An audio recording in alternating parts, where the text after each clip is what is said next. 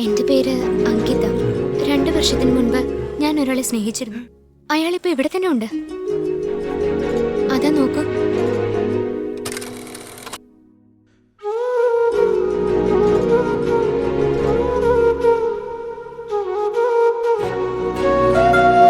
അല്ല, വളരെ ലേറ്റായി.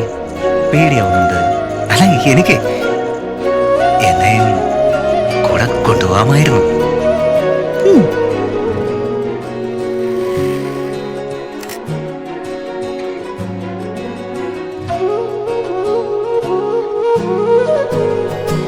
എനിക്ക് വല്ല അസുഖം വന്നാൽ അവൾക്ക് താങ്ങാനാവില്ലടാ.